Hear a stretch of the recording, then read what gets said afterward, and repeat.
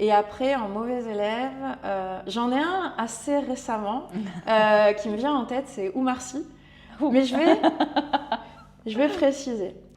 Je m'appelle Cécile Giornelli, je suis nutritionniste, experte en sport de combat. Ça fait un petit peu plus de 10 ans que je fais ce métier-là, métier que j'ai inventé. En gros, il consiste à accompagner des athlètes, principalement des combattants. J'ai accompagné un petit peu plus de 700 athlètes, validé un peu plus de 2650 pesées. J'ai contribué à plus de 7 podiums olympiques, plus de 50 ceintures mondiales, 30 titres européens, et je ne compte pas m'arrêter là. Alors, tu as été dans la préparation physique par le passé. Pourquoi avoir choisi de te spécialiser dans la nutrition sportive? Alors, il faut savoir que j'ai fait les deux métiers en même temps. J'ai fait une reconversion professionnelle et j'ai fait de la prépa physique. J'ai étudié la prépa physique et la nutrition. Donc, quand je me suis lancée, j'ai vraiment fait les deux en même temps, et ce pendant 8 ans. Ensuite, c'est plutôt un choix de vie personnelle, dans le sens où moi, je suis maman. Et quand on fait un boulot de coaching, de prépa physique, généralement on travaille quand les personnes ne travaillent pas, c'est-à-dire le soir, les week-ends. Et j'ai réalisé que je manquais à trop d'événements de vie de ma fille. C'est une nounou qui couchait ma fille 4 soirs par semaine, j'ai manqué ses premiers pas et ça c'était hors de question. Donc aujourd'hui depuis 3 ans, j'ai décidé de réorganiser complètement mon travail autour de ma vie de famille et non l'inverse. Et c'était un choix par défaut ou un choix par passion? Non, je ne peux pas dire que c'est un choix par défaut parce que dans tous les cas, ma reconversion, c'était un choix passion. Pour moi, je n'envisage pas le sport sans nutrition et la nutrition sans sport. Ça va ensemble. À un moment donné, quand on veut être expert d'un domaine, c'est difficile d'être très bon partout. Et c'est vrai que la nutrition m'a quand même appelée un petit peu plus. Je ne me voyais pas encore en legging et en survêt à 45-50 ans. Donc tout ça, très naturellement, m'a guidée vers la nutrition. Alors, quelles sont les principales différences entre la nutrition classique et la nutrition adaptée au sport, enfin aux sportifs? Alors, en nutrition classique, très souvent, les personnes, elles veulent un objectif de poids, mais plutôt pour une dimension bien-être, esthétique, que ce soit prendre du poids, perdre du poids. Mais globalement, on est sur un objectif de poids. On peut aussi avoir un objectif de santé.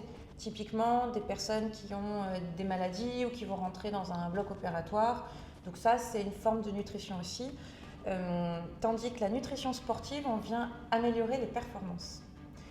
Oui, on peut avoir un objectif de prise de poids, de perte de poids, mais on veut aussi améliorer les performances. Et c'est ça qui change tout. Et du coup, la différence entre la nutrition adaptée au sport et la nutrition spécifique au sport de combat? En nutrition sportive, on a, que ce soit en sport de combat, en sport de force, en sport d'endurance, ce leitmotiv qui est la performance. Maintenant, c'est comment on va s'y prendre. Il faut se rappeler qu'en nutrition des sports de combat, on a un premier combat qui est le poids. Il faut valider une pesée. Et très souvent, les athlètes vont pour cela combattre ils vont combattre un poids qui est inférieur au poids qu'ils font à l'année ou en prépa. Donc, il faut être capable de rester performant tout en perdant du poids. Et la difficulté, elle est là. Pourquoi? Parce qu'on a tous dans notre imagerie collective, avant une compétition, le traditionnel plat de pâtes pour recharger. Le combattant, il ne peut pas faire ça. Sinon, son poids, il remonte, il ne valide pas la pesée, il ne combat pas. Donc en fait, dès qu'on rentre dans la technique de comment est-ce qu'on gère cette nutrition-là, ça n'a plus rien à voir. Justement, on va y revenir là-dessus un peu plus tard, mais quelles sont les différences notables entre un athlète qui serait suivi par un pro et un athlète qui s'occuperait de sa perte de poids seul? Aujourd'hui, on est dans une société où, si on veut, on peut trouver l'info très aisément sur Google, il y a pléthore d'applications. Donc quand on veut gérer son poids, finalement, aujourd'hui, on sait le faire. La différence notable de travailler avec un professionnel, c'est de retirer la charge mentale. Pourquoi? Parce que faire sa diète tout seul, tout comme faire sa préparation physique tout seul, nécessite de réfléchir à ça. Donc on se déconcentre du seul objectif qui est celui de sa propre performance et de sa compétition. On est obligé de penser à tous ces à côté. Travailler avec un professionnel, c'est déjà de se décharger, encore une fois, de cette charge mentale. Aussi, dans la nutrition des sports de combat, il faut se rappeler qu'on est sur des sports dits à catégorie de poids, avec toujours cette injonction de la pesée qu'il faut valider. techniquement, ça se traduit dans le fait de calculer ses besoins au plus près, ses rations au plus près. Et ça, il faut quand même une certaine connaissance. Donc même si on est une personne qui s'intéresse à la nutrition et qui s'y connaît en nutrition, il faut quand même une maîtrise assez fine. Et il est très rare que les athlètes aient cette finesse dans la connaissance de leurs besoins, de leurs apports, dans la capacité à estimer leurs besoins. Alors il y a une autre notion, c'est celle des timings d'ingestion. Les timings d'ingestion, c'est qu'est-ce que je mange avant, pendant ou après l'entraînement. Je vais aussi adapter ça selon le type d'entraînement. Et très souvent, les athlètes, ils ne maîtrisent pas ça. Travailler avec un professionnel, c'est la garantie de pouvoir ingérer le bon nutriment au bon moment. Un petit peu comme quand tu vas faire le plein pour ta voiture, tu vas mettre le bon type d'essence en fonction du parcours que tu vas faire. Là, grossièrement, c'est un petit peu la même chose. Donc là encore, travailler avec un pro, c'est la garantie d'avoir la bonne information. Il faut savoir qu'en fait, dans l'inconscient collectif, on a encore beaucoup de légendes urbaines qui tournent dans les salles de sport où on se transmet une façon de prendre ou perdre du poids. Et c'est un bouche à oreille qui est complètement déformé. Et c'est comme ça qu'on arrive avec des pratiques, encore une fois, pour prendre ou perdre du poids, qui sont complètement décorrélées de la réalité. On pense que pour perdre du poids, il faut couper les féculents, plus de pâtes, plus de pain, plus de riz, alors que c'est complètement contraire à la performance. Et donc justement, moi je suis là pour dire non, tu peux manger ça, mais surtout tu dois manger ça, ce type de produit. Donc travailler avec un pro, c'est ça. Travailler avec un pro aussi, c'est se déculpabiliser, entre guillemets, puisque justement, comme on est bercé par cet inconscient collectif qui est que pour perdre du poids, il ne faut pas manger des pâtes, par exemple, l'athlète, s'il en mange, parce qu'il en a besoin, en fait, son corps, il va l'appeler à ça. S'il en mange, qu'est-ce qu'il va faire? Il va culpabiliser. Travailler avec un pro qui te dit non, tu peux en manger, mais surtout tu dois en manger, hop, on déculpabilise. Et ça me permet d'aller un petit peu plus loin. Il faut savoir qu'en sport de combat, un combattant sur 5 souffre de troubles du comportement alimentaire, ce qu'on appelle des TCA. C'est une donnée qui est complètement taboue, dont on ne parle pas. Pourquoi? Parce qu'on est dans un monde d'ego. Il ne faut pas montrer qu'on est faible, donc il ne faut surtout pas montrer qu'on n'est pas capable de gérer son poids. Ce serait un aveu de faiblesse avec tout ce que ça comporte. Et puis, les collègues à la salle, ils savent gérer le poids, moi, j'y arrive pas. Voilà. Donc, le trouble du comportement alimentaire, d'ailleurs, ça porte très mal son nom, c'est une maladie. Hein. Ça s'appelle trouble, mais c'est une maladie. Et donc là encore, travailler avec un professionnel qui te dit mais oui, tu peux manger des bonbons, oui, tu peux manger des pâtes. Là encore, ça déculpabilise et ça permet, c'est pas magique non plus, mais pour les personnes qui souffrent de TCA, ça permet de relâcher la pression et progressivement d'en sortir. Après, c'est une approche c'est une approche qui se fait avec plusieurs corps de métier, pas que les nutritionnistes, mais c'est une piste. Et tu leur dis de manger des bonbons même dans le Money Time? Alors, je leur dis pas de manger des bonbons, c'est pas tout à fait comme ça, mais j'ai eu des cas en fait où les personnes avaient besoin de sucre, quitte à en manger, autant les prendre au bon moment. On n'est pas en train de finir le paquet de Haribo, mais si on a le droit de citer une marque. Mais voilà, quitte à en prendre, autant les prendre au bon moment. Et surtout, il faut savoir que quand le corps il te demande du sucre, c'est rarement pour rien. Je reprends l'exemple de la voiture. Quand on clignotant sur le tableau de bord, pas le clignotant, la jauge d'essence clignote sur le tableau de bord, c'est rarement pour rien. C'est un appel. Si tu ignores ce signal, tu vas pouvoir rouler encore un peu. Mais combien de temps? Et si tu continues de rouler, à un moment donné, tu vas casser le moteur, tu vas abîmer la voiture. Donc quand le corps te fait un réel appel, là en l'occurrence au sucre, et que tu décides d'ignorer une fois, 2 fois, 3 fois ce signal, après, il ne faut pas s'étonner qu'il y ait des répercussions. Avec la frustration et tout ce qui va avec. Exactement. Ok. Et donc, tu suis différents athlètes sur différentes disciplines. Oui. Qu'est-ce qui change d'un sport à un autre? Alors déjà, je suis des athlètes qui ne sont pas tous des pratiquants de sport de combat. J'ai aussi des pratiquants de crossfit, d'équitation, d'aérox, de danse. En vrai, j'ai tous les sports. Maintenant, je vais orienter la réponse uniquement dans le spectre des sports de combat, puisque ça reste mon expertise et ça reste quand même 90% des athlètes qui viennent me voir, c'est dans les sports de combat. En fait, ce qui va différer, c'est ce qu'on va retrouver dans la logique interne de la discipline. Dans les sports de combat, on a à peu près 3 grosses catégories. Tout ce qui se passe debout, donc le pied-point, avec ou sans contact. Typiquement, le karaté, ça se passe debout, c'est du pied-point. Mais il n'y a pas un contact, il n'y a pas une recherche de KO, contrairement au K1 par exemple, ou au Muay Thai. Mais on est quand même sur une dimension debout. Ensuite, tu as le sol, donc JJB, grappling, judo.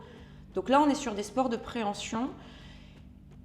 Et on a des gabarits qui n'ont rien à voir. Si tu regardes quelqu'un qui fait du taekwondo ou du karaté, tout en longueur, filiforme, tandis que le judoka, par exemple, il va être tout trapu, tout massif.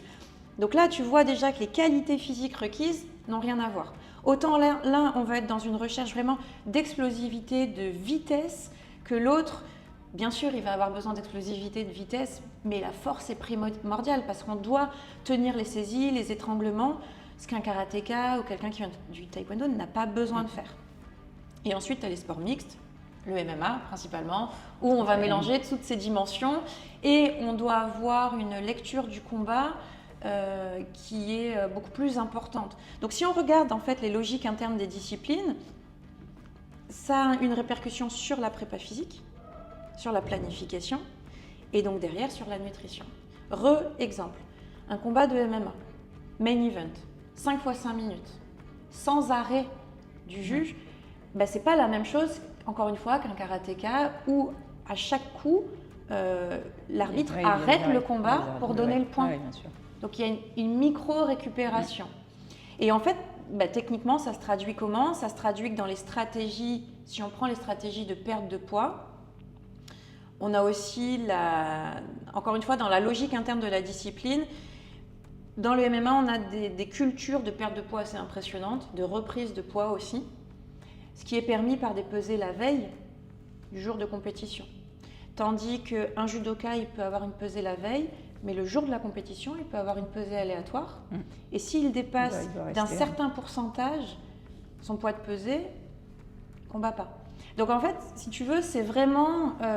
chaque discipline a ses réglementations, ses traditions, ses nécessités en qualité physique, et la nutrition va venir soutenir à chaque fois, va prendre en compte tout ça finalement. Je ne sais pas si je t'ai répondu. Oui, bien sûr. Et quelles sont les notions essentielles à maîtriser dans la nutrition des sports de combat? Alors, pour me répéter un petit peu, visé tout à l'heure, les timings d'ingestion. Ça, c'est sûr et certain. Comme je suis en recherche assez fréquemment de perte de poids, je veux donner la bonne essence vraiment au bon moment pour que ça serve à l'entraînement. Parce que si je la donne trop tard, cette essence, j'aurais fait un entraînement sans mes réserves énergétiques. Alors si je fais un entraînement sans mes réserves énergétiques maximales, qu'est-ce qui va se passer? Je vais réussir à faire un bon entraînement une fois, le deuxième il sera un peu moins bon, le troisième encore un peu moins bon, et ainsi de suite au fur et à mesure que va avancer mon camp d'entraînement. Sauf que la performance, c'est pas que physique, c'est aussi ce qui se passe dans la tête. Si mon sparring partner, au cours de mon camp d'entraînement, il me domine une fois, bon, ça me booste un peu l'ego. La fois d'après, je vais me dire ok, je vais tout donner pour cette fois-ci être le meilleur. Il me domine une deuxième fois, une troisième fois, une quatrième fois. Comment tu veux que j'arrive le jour même de la compétition en me disant je suis le meilleur, alors que je sais que j'ai été dominé, ou en tout cas que je n'ai pas largement dominé mon adversaire.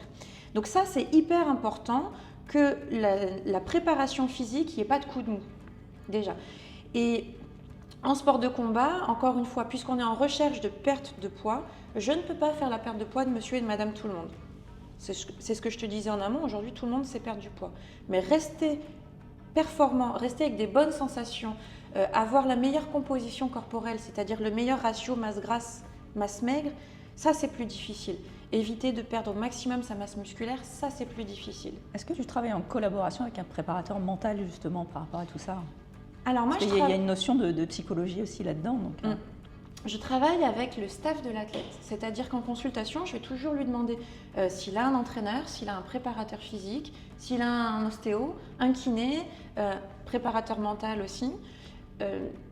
Et en gros, l'idée, je leur dis, on fait un groupe tous ensemble, l'idée c'est de communiquer. L'ostéo, le kiné, c'est hyper important pour moi.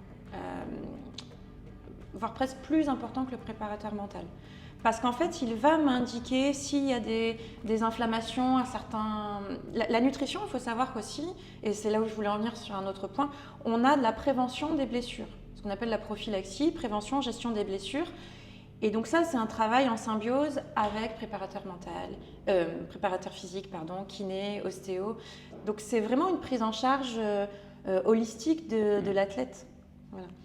Et pour revenir à ta question sur c'était la spécificité de la nutrition des sports de combat. Oui, c'est ça. Oui, c'est ça. Donc je t'ai parlé des timings d'ingestion en fait, voilà. à maîtriser. Et encore une fois, quelque chose que je te disais un peu en amont, c'est le fait de calculer les besoins au plus près. Ça, on ne peut pas se planter. Si l'athlète il doit être pesé à 60,1 kg, c'est pas 60,2 Justement, kg. cet accompagnement ne se fait pas de la même manière à 6 mois du combat, à 5 mois du combat, ou 3 mois du combat, et à 10 jours du combat. Totalement. En fait, on va fonctionner par cycle. Alors, c'est assez rare qu'un athlète se prépare 6 mois avant. Les camps d'entraînement, généralement, c'est une moyenne de 2 mois, 2 mois et demi. Voilà. Donc, il faut savoir que moi, je travaillais avec les athlètes en dehors des camps d'entraînement pour stabiliser le poids de forme. On parle d'un travail sur le poids de forme. Et après, justement, en vue de la compétition. Oui. Et du coup, est-ce que tu peux nous parler nous expliquer en tout cas les notions de cutting et de déshydratation? Oui. Alors, on en parle beaucoup en plus dans ce sport. Donc... Le cutting, c'est un peu ma spécialité, justement. À un moment, on m'avait même dit reine du cutting et ça m'avait fait marrer. Donc, le cutting, c'est un terme qui a été détourné. Aujourd'hui, on pense cutting égale déshydratation. Sauf que le cutting, c'est pas ça. Le cutting, c'est l'ensemble de plusieurs étapes pour perdre du poids le plus rapidement possible et d'en reprendre le plus rapidement possible en vue d'une compétition. Donc, c'est vraiment une façon de perdre du poids très, très brusque, voilà, et très, très rapide, qui est conditionnée dans le temps, et c'est absolument pas réservé à monsieur et madame tout le monde.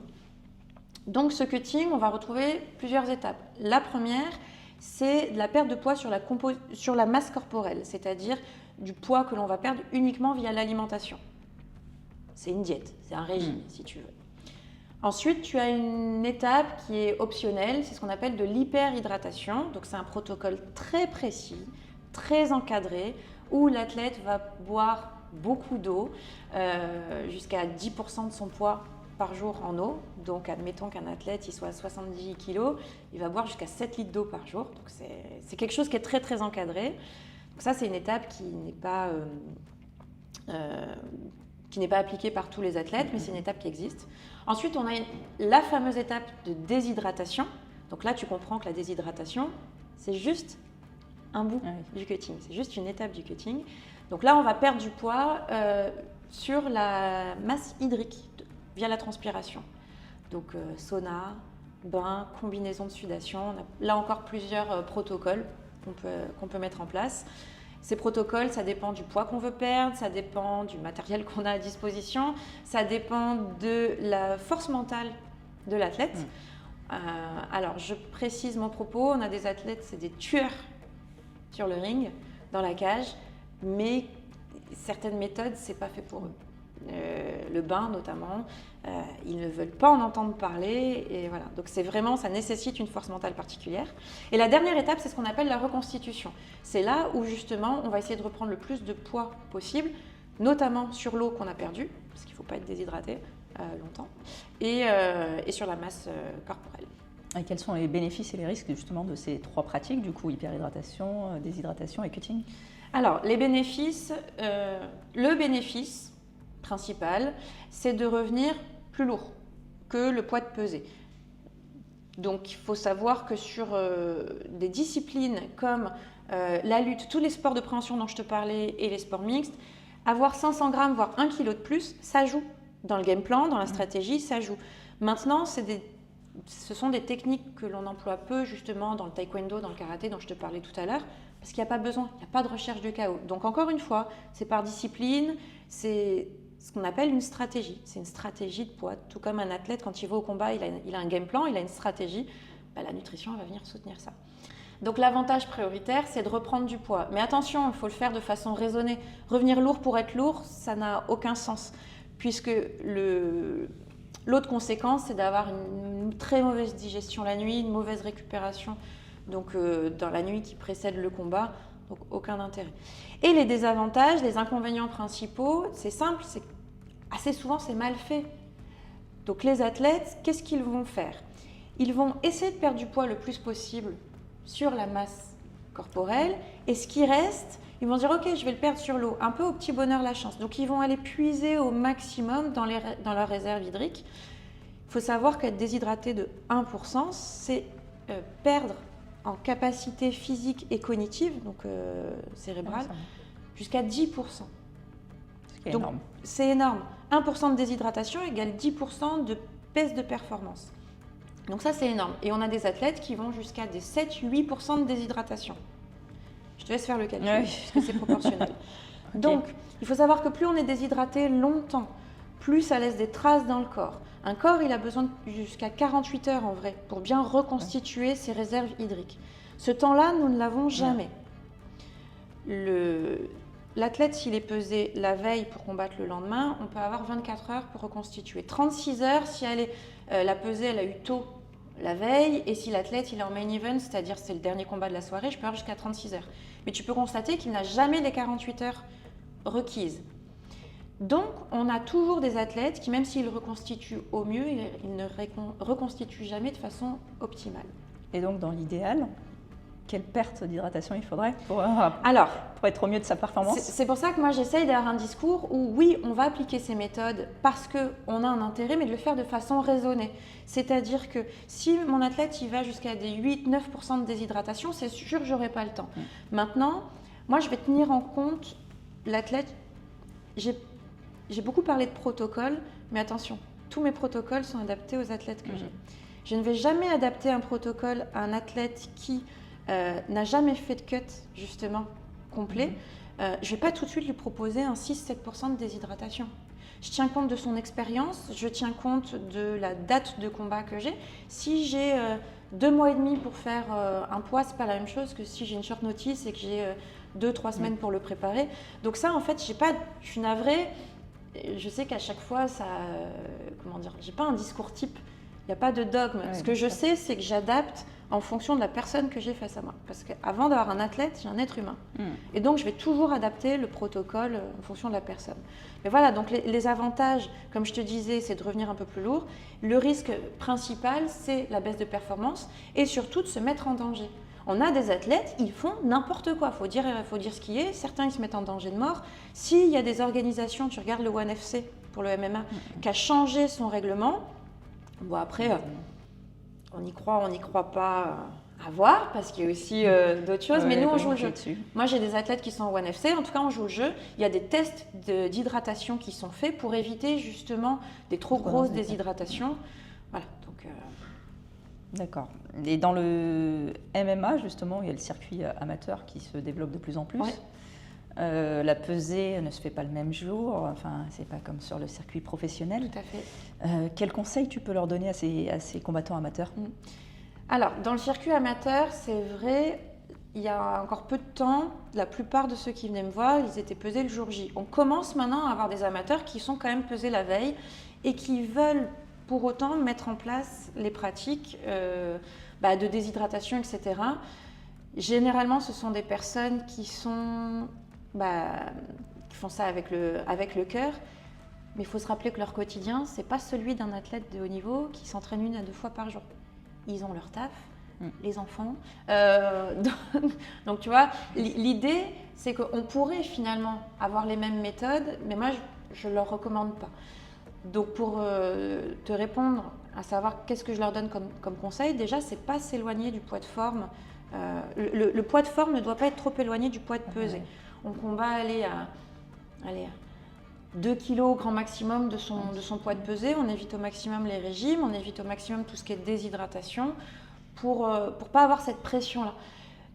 Mais bon, après, les conseils, c'est comme tout. Il y en a qui les suivent et d'autres qui les suivent un peu moins. Et alors justement, parmi les athlètes que tu suis, quels sont les meilleurs élèves, les moins bons élèves déjà? Et quels sont les meilleurs sportifs et les moins bons? Je sais pas pourquoi, à chaque fois on veut que je balance. Mais moi je m'entends bien avec tout le monde. Alors les meilleurs élèves, c'est simple, c'est les féminines. Ah. Les féminines, c'est des très très bonnes élèves. Encore récemment, j'ai en tête Sarah Moussadak, qui est dans le circuit du Glory, donc au K1. Jade Joran, donc très jeune, très bonne élève, mais même des personnes que j'ai pu côtoyer, avec lesquelles j'ai pu travailler il y a quelques années. Je pense à Clarisse Akbenienou dans le judo, Charlie Vansnik aussi, judokate belge. Très très très bonnes élèves, vraiment. J'ai pas des femmes. Ouais, j'ai pas souvenir d'une femme qui ait pu être mauvaise élève. Chez les hommes, Elle bégait. chez les hommes, c'est différent. Non, globalement, j'ai la chance de travailler avec des personnes qui sont de bons élèves, vraiment. J'ai la chance de pouvoir aussi choisir les personnes avec lesquelles je travaille. Clairement, je pense qu'en 12 ans de carrière, on a dû me poser 2 lapins. Tu vois, les gens, ils veulent venir en rendez-vous. Ils veulent passer un step supplémentaire dans leur carrière et dans leur gestion de la performance. Donc, voilà. Mais dans les très bons élèves, j'ai Jimmy Vienno. Jimmy, on a commencé ensemble. Il était encore en Muay Thai. Je l'ai accompagné sur sa transition au MMA. Cédric Doumbé aussi. Cédric, ça fait plus de 6 ans qu'on bosse ensemble. Moi, je l'ai toujours dit, il a un côté très, très fanfaron.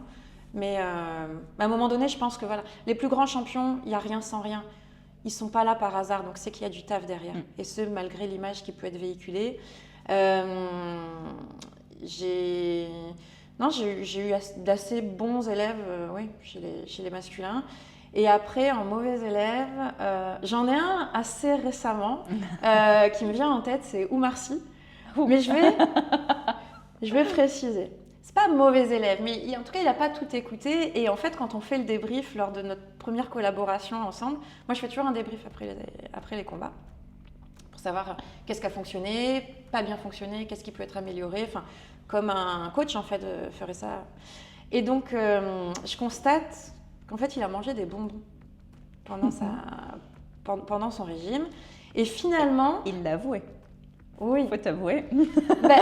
C'est dans son intérêt. Enfin, moi, c'est pas que je m'en fiche parce que non, j'ai une culture de la performance, je veux qu'il gagne, mais en fait, c'est lui qui combat, c'est lui qui est pesé, c'est sa carrière. Donc, mais en gros, donc il me le dit et en fait, c'est même différent. Je l'ai su. Ah, il l'a pas avoué. Et je le lui ai fait dire. Voilà. Mais en gros, il est devenu un bon élève. Pourquoi ? Parce qu'en gros, comme je te disais tout à l'heure, il y a beaucoup de légendes urbaines, il y a beaucoup de choses, on pense qu'on n'a pas le droit, etc. Et je me suis dit, ok, ça c'est important pour lui. Pour son bien-être, ici, et encore une fois, la performance, ça se passe aussi dans la tête. Pour son bien-être, il a besoin de ça. Comment je peux en tirer parti ? Et bien plutôt que lui dire, non, t'as pas besoin de manger des bonbons, ok, et bien on va les mettre au bon moment. Et du coup, d'un mauvais élève, il est devenu bon élève. Donc d'où venaient les petites anecdotes tout à l'heure du bonbon d'Oumar Sy, c'est bon, on vient de comprendre. T'as capté on a remis les pièces, bon. Voilà, on a remis les pièces du puzzle. Puzzle, voilà. Bon, ouais. Oumar, si tu les écoutes. C'est pour toi. Alors maintenant, est-ce que tu peux nous parler de ton actu ? Ouais. Quelles sont les prochaines échéances ? Et puis après, on parlera de ta plateforme de formation. Tu interviens également auprès de personnes en réinsertion, c'est ça ? Oui, alors pas au quotidien, mais... Alors, mon actu, j'ai eu une très très grosse actu en 2024, puisque justement, j'ai lancé une deuxième formation.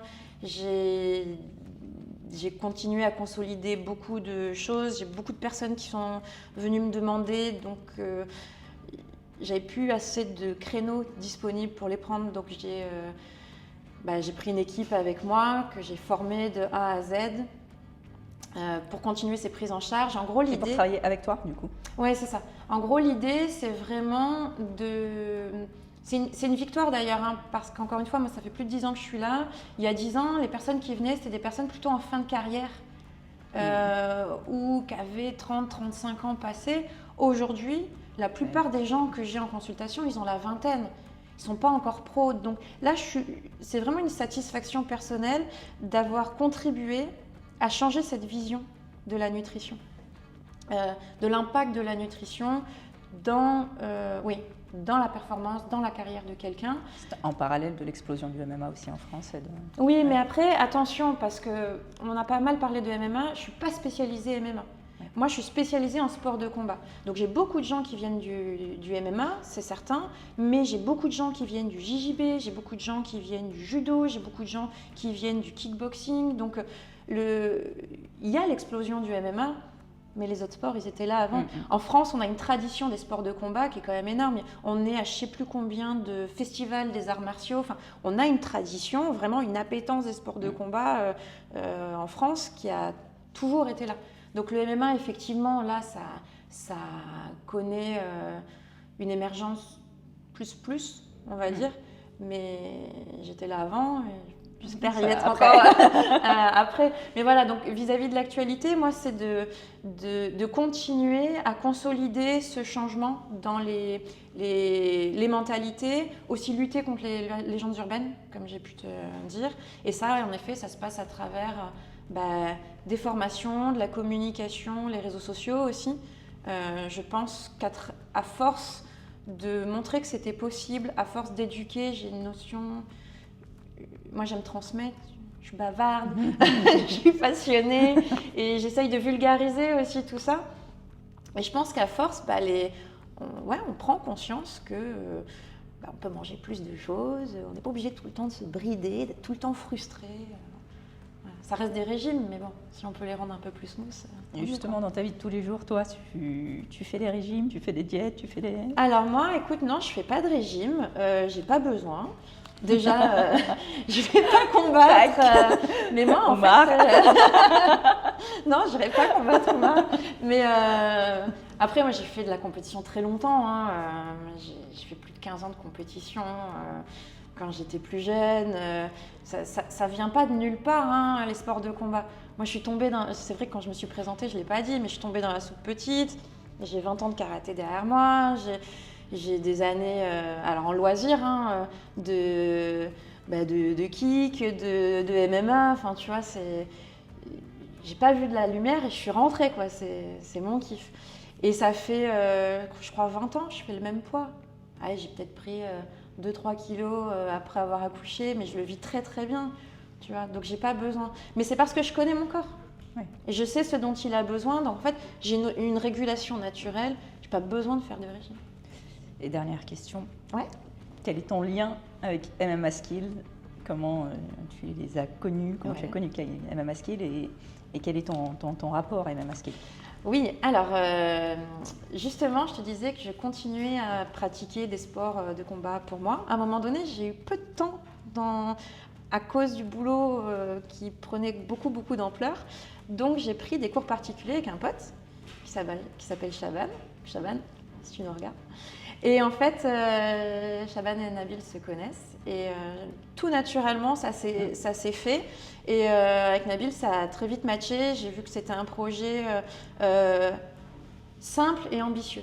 Tout ce que j'aime, sans se prendre la tête, mais avec une vraie ambition qui est marquée. Avec là aussi une vision quand même et des valeurs communes, à savoir laisser une trace, changer la donne, et changer un petit peu la vision de ce qu'on peut apporter à d'autres personnes. Transmettre, exactement. Et moi aujourd'hui, encore une fois, comme j'ai la chance de pouvoir, c'était pas le cas au début, mais de sélectionner les personnes avec lesquelles je travaille. Je te l'ai dit tout à l'heure, je travaille avec de l'humain. Et j'ai besoin de travailler avec des personnes qui sont saines. Et hélas, dans le milieu du MMA, je pense que, comme dans tous les milieux, hein, mais c'est pas le cas de tout le monde et ça fait du bien de travailler avec des personnes saines, simples et voilà. Humaines. Ouais. On était sur MMA Skills avec la nutritionniste des champions. Merci de nous suivre sur les différentes plateformes. À très vite.